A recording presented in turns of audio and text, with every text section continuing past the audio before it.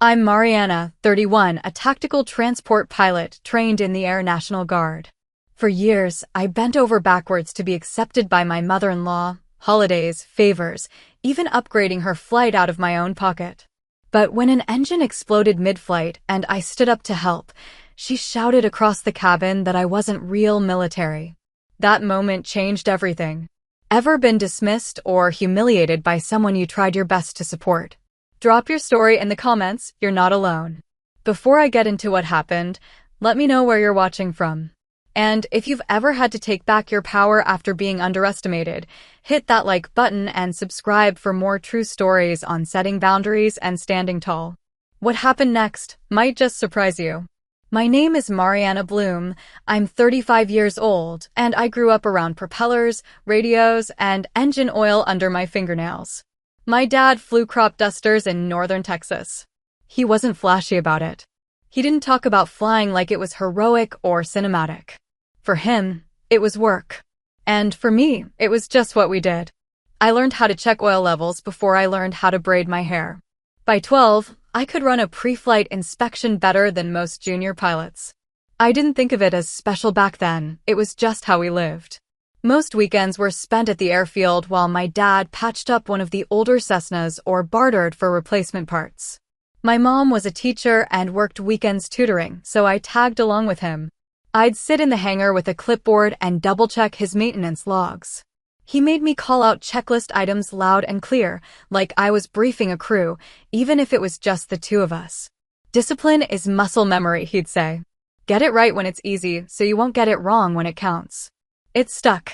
I went to a state university and majored in aerospace engineering, not because I wanted to build planes, but because I wanted to understand how every bolt, cable, and flap worked together in the air. After graduation, I joined the Air National Guard.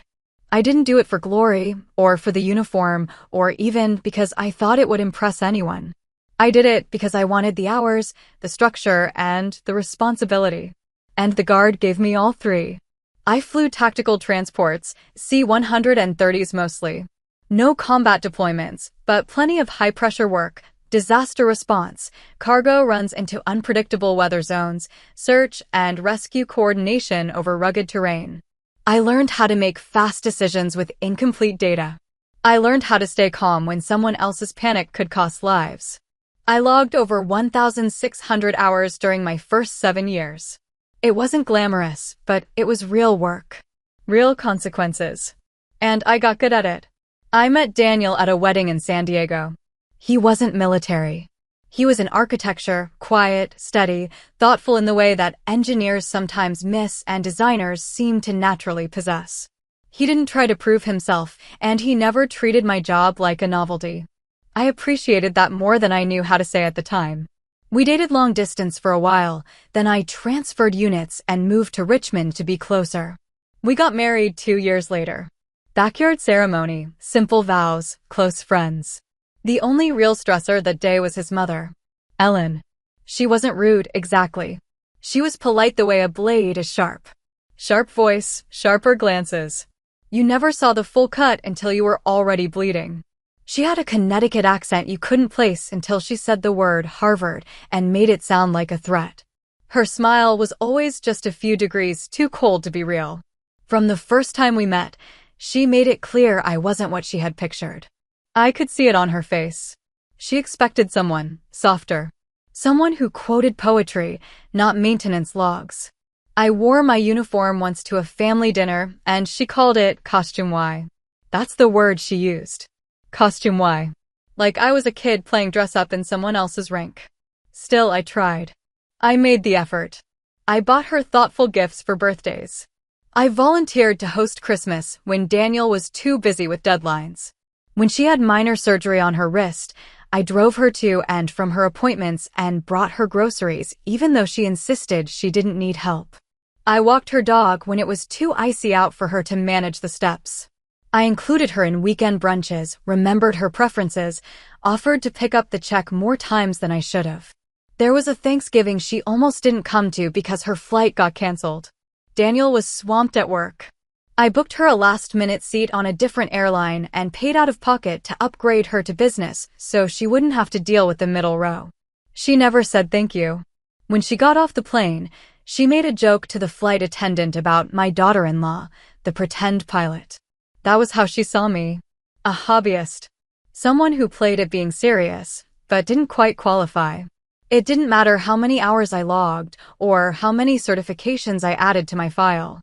It didn't matter that I'd trained pilots who now flew commercial routes across the country. In Ellen's world, you either wore a suit and carried a leather briefcase, or you were beneath notice. I didn't fit her mold, so she dismissed me entirely. Daniel saw it. He wasn't oblivious. But he didn't want to confront it either. He'd say things like, "She just doesn't understand your world," or "Give her time, she'll come around." He didn't understand that it wasn't a lack of knowledge that made her cruel. It was choice. She knew exactly how to cut just enough to hurt without ever being called out. Still, I tolerated it. For Daniel. For the hope that maybe one day, if I just kept being steady and unbothered and generous, she might meet me halfway. When Daniel suggested the trip to Florida, I was hesitant. It was supposed to be a mini vacation. We'd all go down together, get some sun, relax. He said Ellen had been feeling isolated lately, that she might appreciate a few days away. He framed it like a reset button, a chance to smooth things over. I agreed, even though I knew better. I booked the flights. Found a midday option so Ellen wouldn't have to wake up too early. Checked our bags the night before. I even offered to pick her up from her condo to save her the Uber fare. At the airport, she said, "No offense, but I like to ride in the back seat. I get nervous with female drivers." Then she laughed like it was a joke. But she didn't take it back. I let it slide. Again. Because part of me still wanted to believe that maybe, if I just kept showing up, she'd stop looking for ways to remind me I didn't belong. I thought if she saw me in my element, calm, organized, competent, something might shift. I didn't know yet that it would take an exploding engine at 35,000 feet for her to finally see who I was. And even then, I wasn't sure she'd be capable of it. 2 weeks before the trip, Ellen stopped pretending. Not that she'd ever gone out of her way to be kind, but there was usually a veneer of civility, a passive-aggressive rhythm we both followed. A way of keeping things clean for Daniel's sake. But something about the upcoming vacation gave her room to say more with less effort. It started with a brunch she hosted for some of her longtime friends, people I'd met before, but never quite warmed to. Daniel had to work, so I showed up alone. I brought fresh pastries from a bakery across town she liked, even though I knew she wouldn't mention it. Her friends were already seated when I arrived. Middle-aged women with expensive haircuts and stories about gallery openings, house renovations, or their adult children's projects. Ellen introduced me like I was the entertainment, not the daughter-in-law. "This is Mariana," she said. "She's in aviation." Sort of. They all laughed politely, unsure if it was a joke. "Oh, what airline?" one woman asked, turning to me. "I'm military. Air National Guard. I fly transports, C-130s mostly," I explained, keeping my tone neutral. Ellen chimed in before anyone could respond. "Oh, you should see her little uniform. It's like a Halloween costume. With patches and boots and all sorts of little buttons." She sipped her mimosa like she hadn't just insulted my profession. The table laughed again. Less politely this time. I smiled. Said nothing. But my appetite disappeared. After brunch, I mentioned it to Daniel while we were cleaning the kitchen. "She said what?" he asked, pausing with a plate in his hands. "Doesn't matter," I said. He frowned. "Of course it matters." But then he looked away and said, "You know how she is. She doesn't mean anything by it." I'd heard that too many times. Ellen had always been comfortable making herself the authority in any room, but lately, her remarks had shifted from passive-aggressive to overt. It was as if the older she got, the more convinced she was that her opinion required no filter. The trip became her latest excuse. "Florida is practically a retirement home now," she said during dinner one night. "I hope Mariana doesn't insist on bringing any survival gear. You know how she likes to over-prepare." Daniel chuckled and said, "She's a pilot, Mom. It's literally her job to prepare." Ellen rolled her eyes. "There's preparing, and then there's overcompensating." Later that week, Daniel and I were on the couch planning the itinerary. He was browsing rental car options while I made notes about weather conditions for the days we'd be there. "She doesn't mean anything by it," he said again, glancing at me. I didn't reply, because it wasn't just words anymore. It was patterns. And I'd stopped pretending I didn't notice. At the airport, I tried to keep things easy. We'd arrived early. I'd already checked our bags online. I had my TSA pre-check and offered to add Ellen as a companion. "Let me take care of it," I said, scanning our confirmation details. "It'll make security faster." She didn't even look up from her phone. "No need," she said. "I'm not playing soldier like some people." The gate agent flinched. I didn't respond. Daniel was halfway through texting a client and didn't catch it. Or maybe he did and chose not to comment. Either way, we moved through security in awkward silence. Inside the terminal, I tried again. Offered to buy her a bottle of water, maybe a snack. She declined both, then asked Daniel if the rental car company would upgrade her to something with a smoother suspension. "She had a sensitive back," she said, shooting me a look. "Maybe you can use your military status to get us priority boarding," she added dryly. "You know, lean into the role." I didn't answer. I just checked the boarding group number and sat down by the window. When our group was called, I stood first, reaching for my backpack. Ellen hesitated, then looked at the boarding pass and frowned. "Where am I sitting?" "You're in 22C, I said. "I'd prefer to be farther back. I get claustrophobic near the wings." "That's your assigned seat," I replied. She flagged down the gate attendant. "There must be something open in the rear. I need to move. I can't be near the engines." The attendant looked confused. "We're full, ma'am. I can ask someone to switch if they're willing, but you may end up in a middle seat." "That's fine. I just don't want to sit near." She cut herself off. The noise. She didn't need to finish. The message was clear. Daniel looked over at me. I said nothing. I didn't need to. She ended up in 27B. Window seat. 2 rows behind us. I sat in 22A. Daniel took the middle. 22C stayed empty. When the flight leveled out and the seatbelt sign went off, I closed my eyes and tried to zone out. The hum of the engines was steady, familiar, almost soothing. I let my head rest against the wall, breathing evenly, trying to imagine we were flying without her behind us. But Ellen had a way of making herself heard, even when you weren't listening. Somewhere around 30 minutes into the flight, I caught snippets of her conversation.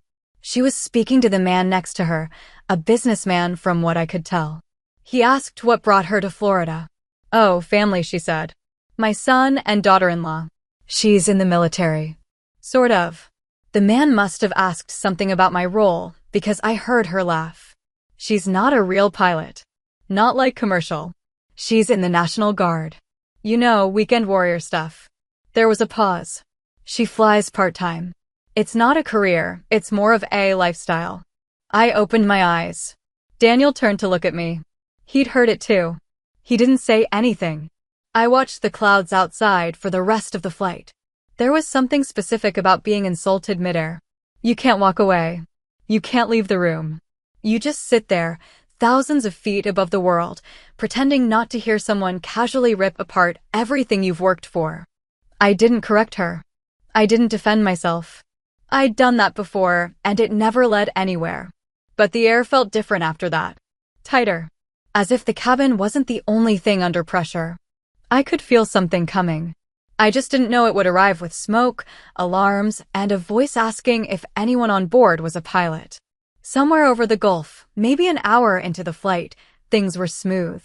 Outside, the sky was that deep, placid blue you only get at cruising altitude. Daniel had dozed off beside me, head tilted slightly toward the aisle, earbuds still in. I had just taken a sip of lukewarm coffee and was half listening to a podcast when it hit. The plane jolted. Not turbulence, a jolt. Sudden. Forceful. Loud. The kind of sound that cuts through every background noise at once. A hard, percussive thud followed by a mechanical whine and the unmistakable smell of something burning. The cabin lights flickered. Overhead compartments rattled. Somewhere behind me, a child started crying. The seatbelt signs flashed. Then came the drop. Not a full free fall, but a sharp descent. Fast enough that drink cups slid off trays. fast enough that people who weren't buckled felt it in their spines. I gripped the armrest. Daniel jerked awake, blinking fast. What the hell? Then the alarm started. That tone pilots never want to hear, the one that tells you something critical just failed. The left engine. I could feel it.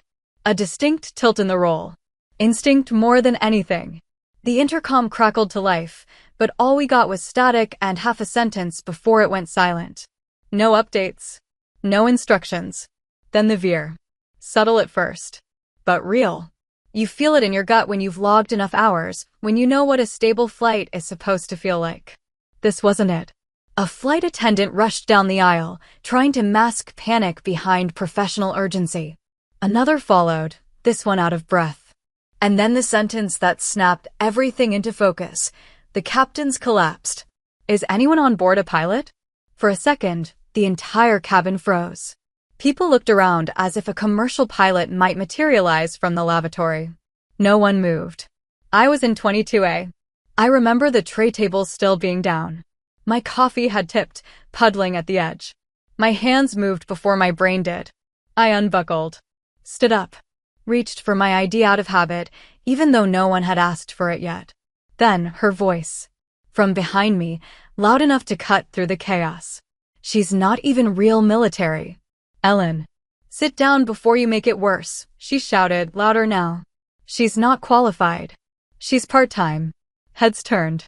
Every pair of eyes between rows 20 and 30 landed on me. Daniel said something I didn't catch, probably trying to stop her, maybe to deflect. But the damage was already done. The words hung in the air like smoke. I should have been angry. Embarrassed. Something. But all I felt was clarity. Because it didn't matter what she said. Not in that moment. Not when 400 people were counting on someone to take control. I walked forward. A few passengers stepped back to make room. No one else volunteered. I made my way past the galley, through the curtain, toward the cockpit. A flight attendant tried to intercept me. I held up my ID before she could speak. I'm certified, I said. C-130's multi-engine, FAA commercial. I've got this. She looked stunned. Shaking. But she didn't argue. Behind me, Ellen was still talking, something about liability, about getting someone official. But her voice was already fading. The closer I got to the front, the quieter everything became. Not literally, people were still murmuring, crying, praying, but inside me, there was a stillness. I'd been here before. Not at 35,000 feet on a commercial jet, no, but in the kind of moment where someone has to act. And no one else is stepping up. I wasn't Ellen's daughter-in-law anymore. I wasn't someone's +1 at brunch, or the family member who tolerated her sharpness in exchange for peace. I was a pilot. I was the most qualified person on that aircraft. And if someone didn't take the controls, we were going to lose more than just altitude. When I reached the cockpit, the door was open, ajar, technically. A flight attendant stood just outside, tears in her eyes. He passed out. I think it looked like a heart attack. He was slurring. Then nothing. I nodded. Let me through. The co-pilot was in the left seat, hands white-knuckled on the yoke. He looked young. Too young. Sweating through his shirt. He turned as I stepped inside. I've got flight hours on C-130s. Trained in multi-engine emergencies, I said quickly. I'll take right seat. He didn't hesitate. Just nodded, grateful. Thank God. I slid into position. My fingers moved before I could second-guess them. Instruments. Panels. Engine status. Hydraulics. Comms. The left engine was gone, catastrophic failure. Fuel shutoff valve was already closed. Fire suppression had been engaged. We were running on the right engine only, and barely stable. Okay, I said. Let's coordinate vectors. Closest airport with a long enough strip. He answered, New Orleans. Towers ready for us. They've cleared airspace. Good. I've got flaps and throttle. You watch horizon. Don't lose visual. I didn't think about Ellen. I didn't think about the people behind me or what they'd heard. I didn't even think about Daniel. Not yet. All I thought about was the next minute. And the one after that. Because when it's life or death, the only thing that matters is execution.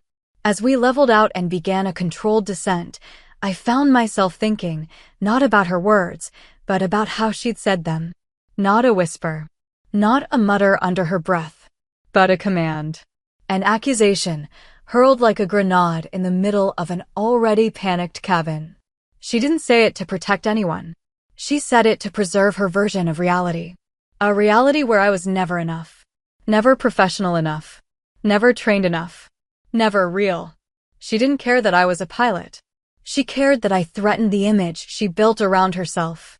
And in that moment, she'd rather have no one in the cockpit than see me take the controls. But I did. And we were still flying. I made a call to ATC, confirmed emergency priority, and began our descent checklist.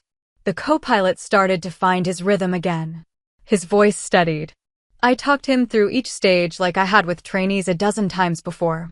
Behind us, the cabin had gone quiet. At one point, I glanced back. The door was closed again. Sealed. But in my mind, I could still hear her voice. She's not even real military. I didn't need to respond.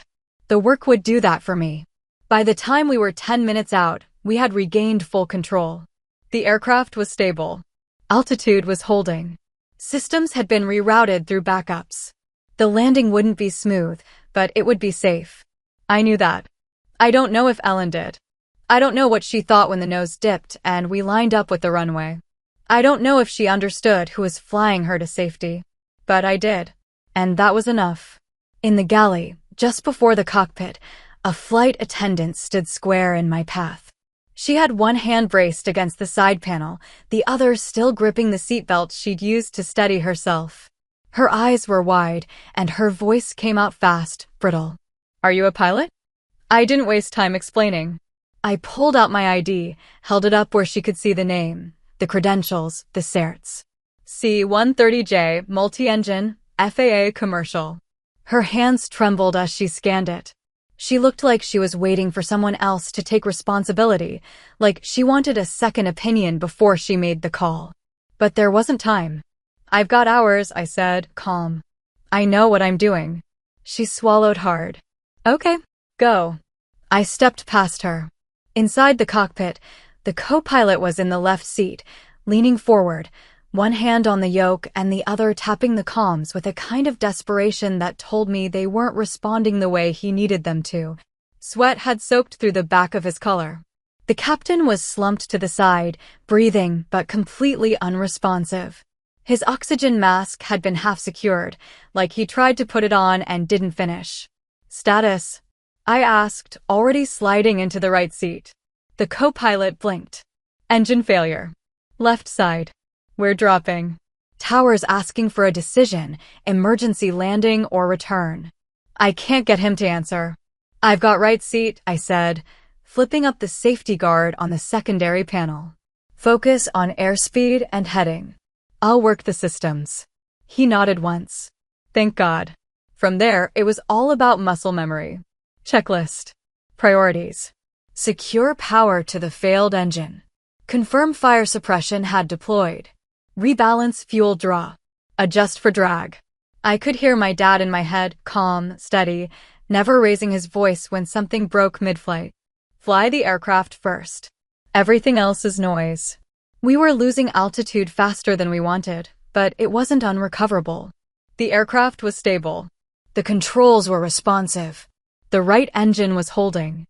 I kept my tone low and direct, walking the co-pilot through adjustments, managing systems, coordinating with tower once we had clear comms again. Every once in a while, I'd glance at the captain. Still breathing, still out. That would be a problem later, for the airline, for the investigation. But for now, he wasn't the priority. The passengers were. It was only after we'd completed the first phase of stabilization that I had a second to think about what had just happened. Not the engine failure. Not the emergency descent. But the moment in the cabin. Her voice. Ellen's voice. "She's not even real military. Sit down before you make it worse." For years, I'd let those moments pass. Rewritten them in my head after the fact, softened them so Daniel wouldn't feel stuck between the two of us. I downplayed them, brushed them off, told myself they were just words. But this time, it hit different. Not because it hurt more. Because it meant more. Because even in a life-threatening situation, even with 400 lives at stake, she still couldn't let go of her version of me, the one where I was an accessory, a plus one, someone who didn't quite count. And yet here I was, sitting in the right seat, managing an emergency landing procedure, while her version of a real pilot was unconscious beside me. It's strange what you think about in those moments. Not death. Not glory. Just the absurdity of it all. I wasn't angry. Not yet. Anger takes energy, and every ounce of mine was going into flying that plane. But I did feel something. Not satisfaction. Not pride. Just a quiet shift. Like something that had been tilted off-center for years had finally righted itself. We hit the first marker for descent into New Orleans. I relayed the decision to tower, confirmed emergency clearance, and coordinated runway length and wind conditions with the co-pilot. His hands had stopped shaking. He wasn't talking much, but I could tell he was dialing back into himself. That was good. I'd need him for the last 10 minutes. I don't know what the passengers were doing behind that locked door. I imagine some were praying, some crying, some trying to distract their kids. The turbulence had eased by then, but we dipped low enough for people to understand we weren't cruising anymore. I wondered if Ellen was still talking, or if she'd finally gone quiet. Daniel knew. He had to. He'd seen the ID, heard the confirmation, watched me walk forward while his mother shouted after me. I don't know what he did in the moments that followed, if he defended me, if he tried to calm her down, or if he just stayed still and waited like the rest of them. Later, he'd tell me she went silent the second I disappeared past the curtain. That she stared straight ahead for the rest of the flight, clutching her seatbelt like it was a life preserver. That the man next to her asked, "Is she really a pilot?" and Ellen didn't answer. But that was later. In the cockpit, I focused on trim, flaps, and descent control. Every system mattered now. We were getting one shot at this. The fire suppression had done its job, but the left engine was dead weight. The right was running hot. We needed to be precise. Tower cleared us. Emergency vehicles were already staged. The co-pilot made the final approach call. I took controls. Nose down. Speed controlled. Geared down. Flaps set. We lined up perfectly. That was the moment I finally breathed. It didn't matter what Ellen thought of me. It didn't matter what she said in front of friends or behind my back. It didn't matter whether she ever acknowledged who I was or what I'd trained for. Because this was what it looked like. This was what it meant to be a pilot. Not the title. Not the uniform. The moment. And she had nothing to do with it. I flew us in clean. The tires hit the runway harder than I'd like, but it was stable. Brakes engaged. Reverse thrust deployed. The aircraft slowed. When we finally stopped, the silence in the cockpit felt like a vacuum. The co-pilot looked over at me, still wide-eyed. "You just saved everyone on this plane." I didn't respond. I just nodded, unbuckled, and leaned back in the seat. The paramedics boarded a few minutes later. They took over the captain's care. The flight attendants opened the main door. Passengers began to file out.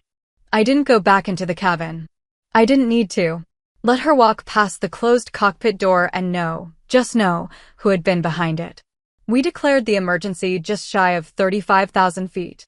I remember watching the altimeter tick down, faster than I wanted. The turbulence had picked up, rough and irregular, what we call dirty air, and every few seconds the aircraft shuddered hard enough to make the overhead compartments rattle. The co-pilot, Jeremy, I'd learn later, had gone pale again. Not frozen, not useless, but right on the edge. He was still trying to push through it, but the second I looked at his grip on the yoke, hands clamped so tightly they'd started to shake, I knew I had to steady him before the aircraft got ahead of us. "Eyes on the horizon," I said, not unkindly, but clear. "I've got throttle and flaps." He glanced at me, swallowed once, and nodded. I took over the trim and began coordinating with tower. They'd cleared runway 11 at Louis Armstrong International and were keeping airspace wide open. Emergency crews had been mobilized and were already waiting on the tarmac. The left engine was dead weight. Drag was constant. Every adjustment took longer than it should have. But we were aligned. And we were flying. I stayed in communication with ATC the entire time. No wasted words. Just what we needed when we needed it. I asked for updated wind conditions, confirmed the runway length, made sure we had adequate visibility. The clouds were thin, scattered cumulus, nothing that would complicate the descent. But it was a long drop, and the plane was heavy. The co-pilot started breathing better after we passed through 20,000 feet. I talked him through the descent in intervals, not too fast, just enough to make sure he stayed with me. "We're okay," I said at one point. "The plane wants to fly. Let it." Outside the windows, the coastline was beginning to appear, just a faint outline at first, then the sprawl of city lights, the slow approach of water to land. Inside, the cabin had gone quiet. I couldn't hear them, but I could feel them. People holding hands, praying, bracing, maybe hoping someone in the cockpit knew what they were doing. I kept my eyes forward. I didn't think about Ellen. I didn't think about what she had shouted or what she might be telling the other passengers now. That part of the plane felt a world away. Like another life. What I had was the present moment. Systems checks. Altitude corrections. Gear deployment. The landing gear came down later than I wanted it to, but it came down. The green indicators lit up. I triple-checked the hydraulic pressure. Everything held. And still, until the wheels touched, there was no guarantee. The plane was descending fast. Too fast, honestly, but it had to be. We needed the energy to overcome the drag from the dead engine. I called out approach flaps. He confirmed. I reduced thrust, kept her stable. The last 30 seconds felt like 10 minutes. Everything compressed into this narrowing window, margin for error vanishing with every foot of altitude. 500, the radio altimeter called out. "Runway in sight," Jeremy said. His voice didn't shake this time. We lined up straight. Crosswinds minimal. I could see the emergency vehicles now, red and white lights flashing along the runway edge. I made one last minor correction to heading, then took full control. The landing was rough. No way around it. You don't lose an engine and descend on partial power and expect smooth. But we hit hard and straight, nose still slightly high, spoilers engaged. The main gear took the brunt. Tires screamed. We bounced briefly, but settled fast. Brakes. Reverse thrust. Rudder. And then silence. We rolled to a stop. Nose wheel aligned. Systems intact. No injuries. No screams. Just the cabin lights flickering back to full brightness and the long, slow exhale of 400 people who didn't know whether they were going to make it down in one piece. I pulled off my headset and sat back for a second. Let the weight of what just happened catch up. Let my breath return to normal. "You did that," Jeremy said, looking over. We both knew it had been a team effort. But I nodded once. Just once. The paramedics boarded first. They rushed to the captain, got him on oxygen, started vitals. He was still unconscious, but stable. Tower kept us on the line long enough to confirm we were down and secure, then released us from comms. I didn't get up right away.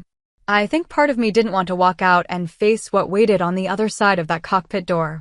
Not the press, not the passengers. Just Ellen. Because I knew what she'd said. And I knew what I'd done.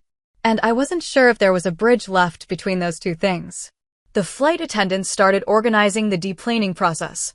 No slide deployment, there was no fire, no structural damage, but still fast and orderly. I could hear snippets of voices as the front door opened.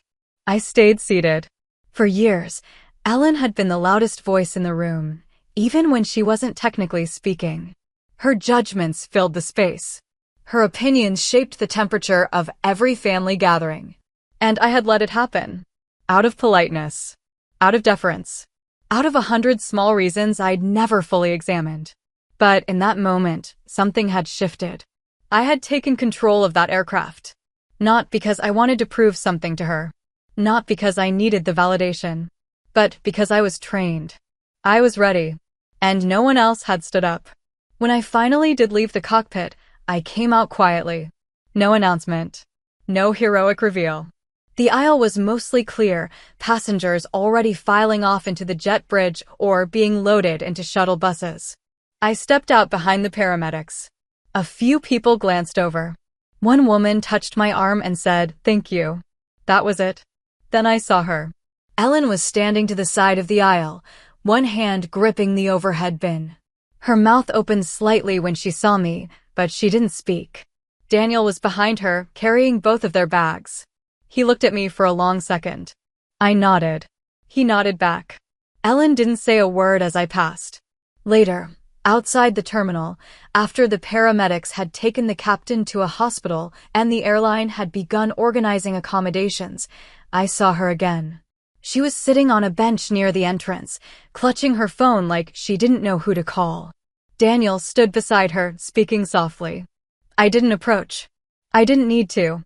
Whatever she thought of me before that flight, whatever narrative she built to make herself feel superior, it couldn't hold anymore. Not in the face of reality. Not after what had happened in that cockpit. She could rewrite it however she liked. Call it luck. Call it procedure. Say it was the co-pilot or the training or the aircraft itself. But she'd know. And she'd have to live with that. 400 people were alive because I didn't sit down when she told me to. Because I trusted my training. Because I made a decision. And saw it through. Outside the aircraft, EMTs rushed past me with a stretcher and medical kit. One of the attendants pointed them toward the cockpit. I stepped aside, gave them room, then stood there in the entryway for a moment longer, my hand still resting on the bulkhead. The captain was alive. That much was clear. They were stabilizing him, prepping for transport. Someone said it had been a cardiac episode, likely mild, but sudden enough to drop him unconscious mid-flight. He'd be okay, but he wouldn't have been if we hadn't acted fast. I gave my initial statement to the airline rep and FAA investigator right there on the tarmac. It wasn't formal yet, just preliminary facts. Time of engine failure. Sequence of action. Certs and ID confirmed. They asked for a callback number. I gave them mine, then stepped out of the way as they began locking down the site. The plane sat still behind me, surrounded by emergency crews and flashing lights. I walked back down the jet bridge alone. The adrenaline had burned off. My shoulders ached. My back, too, just from sitting stiff for too long in the right seat. But mostly it was the silence I felt. After hours of vibration, noise, and layered panic, the quiet hit hard. Down by baggage claim, passengers had started to gather. Some were slumped in chairs. Some stood in clusters, still processing what happened. I kept walking until I saw them. Daniel was there, hands in his pockets, jacket over one shoulder. And Ellen, standing rigid beside him, not looking at anything in particular. She saw me before he did. There was a second, just one, where our eyes met. And for the first time, she didn't look annoyed. Or impatient. Or disapproving. She just looked confused. Like she was seeing something she hadn't accounted for. She didn't say thank you. Not then. Not even close. She didn't say anything. Just stared. I kept walking. Later that evening, after we were all rerouted to a hotel by the airline, I got a call from my commander. He'd seen the news alert before I even had. Local station. Short segment. Off-duty Air Guard pilot lands jet after engine failure. By morning, it was in the national rotation. I didn't speak to reporters. I didn't post about it.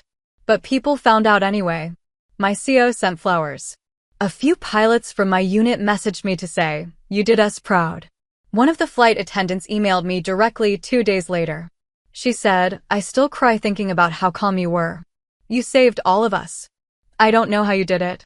The airline put me in touch with their internal safety board. They wanted a formal debrief. I agreed. The call lasted over an hour. They walked me through every decision I made, asked for thoughts on systems performance, training protocols, crew resource management. They thanked me at the end. Genuinely. Daniel tried to bridge the gap at home. He brought it up after dinner one night. We were back in our apartment, the news cycle already moving on, but the tension still fresh between us. He said she didn't mean it. I looked at him. She said it loud enough for half the plane to hear. I know, he replied. But she panicked. You know how she gets. No, I said. I know who she is. That was the first time I'd said it out loud. And I meant every word. It wasn't panic. It wasn't fear. It wasn't a slip of the tongue or a misunderstanding. It was her. Her worldview. Her rules. Her refusal to accept that someone outside of her frame of reference could carry authority or skill or responsibility. It wasn't just about me. It was about everything I represented. The daughter-in-law she couldn't control. The service member she never respected. The woman she saw as playing dress-up in a uniform that didn't belong to her definition of real. And when that version of me stood up, when I said, "I've got it," she couldn't tolerate it. Not even to save herself. Daniel said nothing for a long time after that. Then finally, "You're right." It didn't fix things. But it helped. For weeks after, I kept replaying it all. Not the landing. That part had been clean. Tense, but procedural. What I kept thinking about was how many years I had bent to keep her comfortable. The holiday hosting. The dog sitting. The birthday gifts she never acknowledged.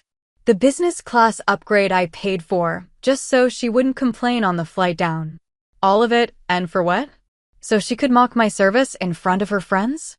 So she could try to erase my career every time she said part-time pilot? I'd spent a decade thinking if I was just a little more patient, a little more agreeable, maybe she'd meet me halfway. But that day on the plane, the mask cracked. And I saw the truth. Even in crisis, even in the most vulnerable, terrifying moment of her life, she couldn't bring herself to see me for who I was. But the rest of the world did. The passengers.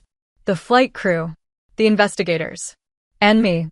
For the first time in a long time, I saw myself clearly, too. Not the version filtered through family politics. Not the quiet, polite one trying to earn a seat at a table that kept pulling away. Just me. Qualified. Grounded. Capable. And no one could take that from me again. The card arrived 10 days after the landing. No return address, just her handwriting on the envelope, small, slanted, deliberate. Inside, a plain cream no card. No, dear. No, love. Just one line, "Glad you were on board." That was it. No mention of what she said. No acknowledgement of what she tried to stop me from doing. No apology. Daniel hovered by the kitchen counter as I read it. He didn't say anything at first. Then, I told her she needed to say something. I placed the card on the table. She didn't. It wasn't surprising. That's how Ellen operated. Say the minimum. Reframe it as a gesture. Then expect the relationship to resume as if nothing happened. I didn't respond. For the next couple of months, there was space. Not exactly distance. Daniel still talked to her occasionally, but space. She didn't call. Didn't text. No birthdays, no holidays. I figured that might be it. That she'd made peace with her version of events and decided to retreat into it. I would have been fine with that. But then, about 3 months later, she reached out again. This time it was Daniel's phone. A text, "Tell her I'd love to have you both over for dinner." Just something casual. I didn't reply. I didn't say anything for a full day. And when I did, it wasn't to her. I told Daniel I wasn't interested. Not in the performance of reconciliation. Not in pretending that one line in a card was enough to rebuild trust. He asked if I'd be open to it in the future. Maybe, I said. But not until she learns there are rules now. My rules. The first time I saw her again was at a family event Daniel insisted we both attend, a niece's birthday party. Neutral ground. Other people around. She approached me with a careful smile, wine glass in hand. She looked like someone stepping onto ice and not sure how thin it was. I said hello. Nothing more. She didn't bring up the flight. She didn't bring up what she'd said. Instead, she talked about Daniel's work. The weather. Someone's new dog. Surface-level chatter that kept her safely in her lane. I let her talk. And when she crossed it, when she made some offhand remark about how even part-timers can rise to the occasion, I put down my plate, stood up, and walked out. Didn't wait for Daniel. Didn't make a scene. Just left. He followed a few minutes later. "I didn't think she meant it like that," he said in the car. I looked out the window. She did. That's the point. From then on, I kept my distance.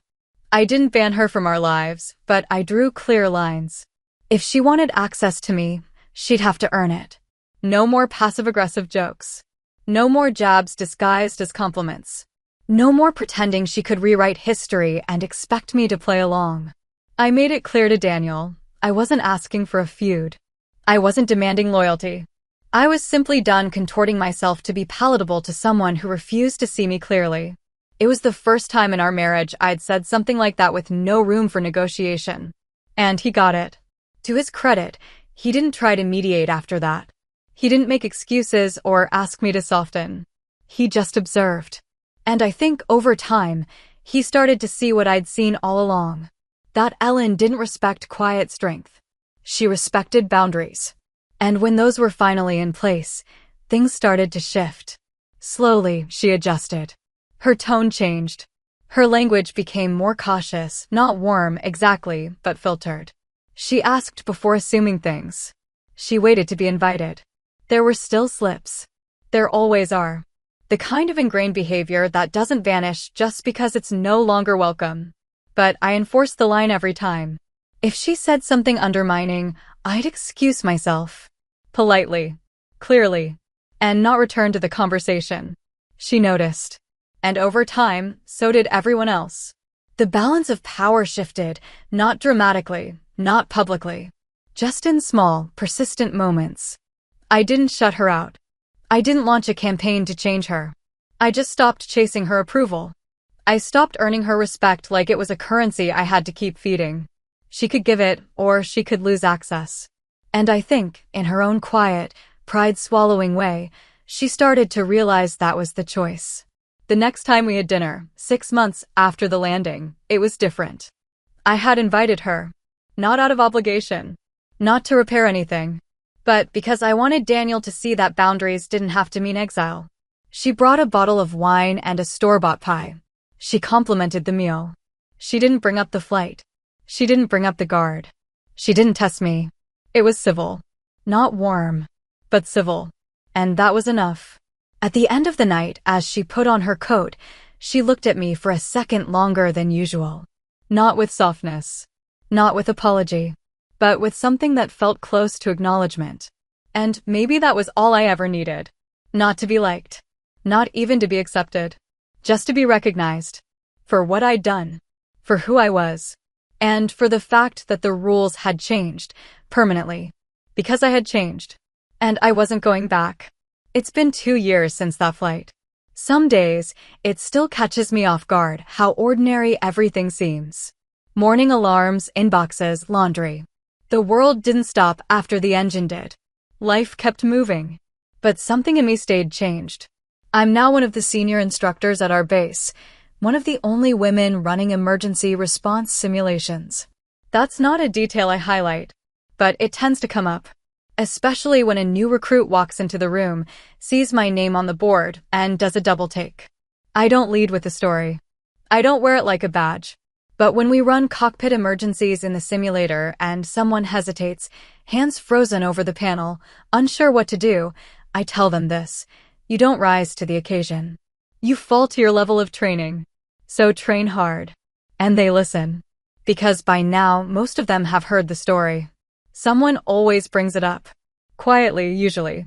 In the break room, or after hours. You're the one from that commercial flight, right? I nod. Once. And then we get back to work.